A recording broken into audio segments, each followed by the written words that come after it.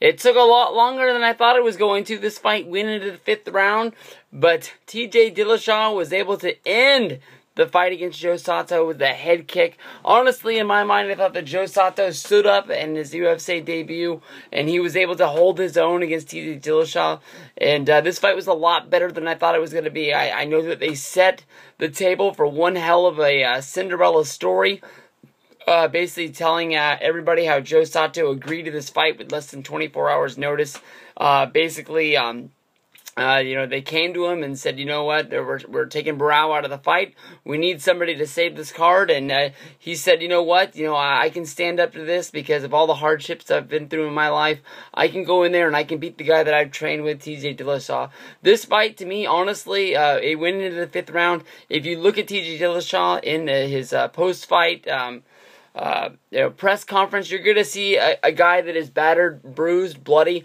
He went through a fight here, but honestly, throughout this fight, he definitely was the guy who was in control of this fight the whole time. He stood his ground against Soto. It was definitely Soto that had to backpedal on his feet. It was the goal of Soto to be the first guy to try and get Dillashaw down on the ground, a feat that we have not seen in UFC yet.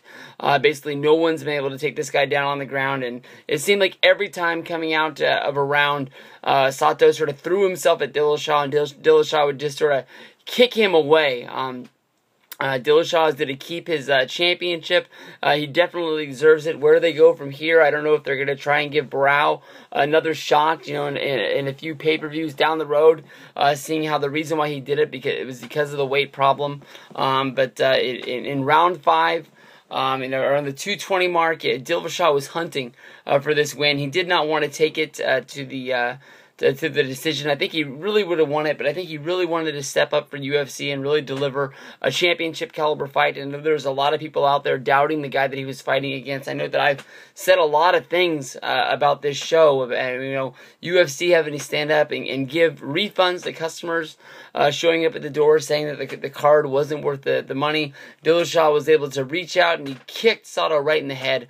I saw throughout the fight Dillashaw throw a few of these wild kicks without any sort of accuracy on them, and I sort of thought they were funny at the time. He just should have thrown the punches. I mean, he was landing punches against Soto. Soto was blocking a lot of them at the same time.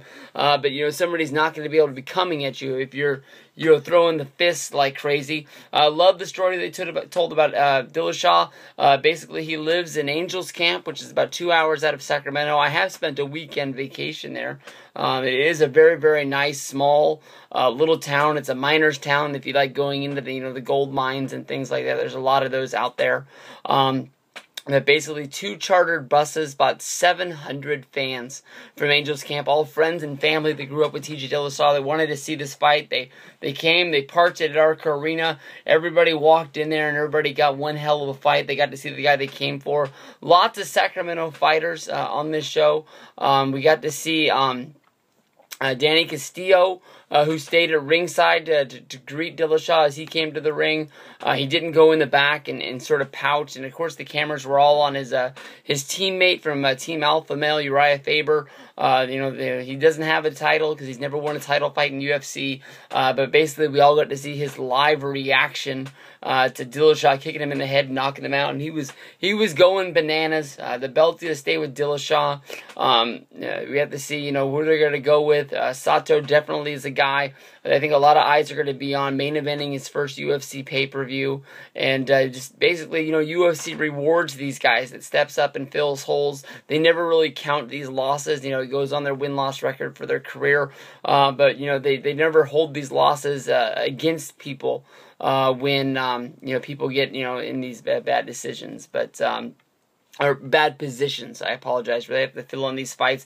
Both of these fighters, you got to give it up to them. Less than 24 hours notice to what they were going to be doing tonight. Joe Soto falls to a record of 15-3. He looks like a good fighter. UFC's got a good guy here, and they're going to make the best of it from here on out. So, peace out. This show was a lot better than I thought it was going to be. I had a good, fun night of enjoyment watching UFC 77. I hope you guys did too. Leave your comments down below and bring the hate. Peace out.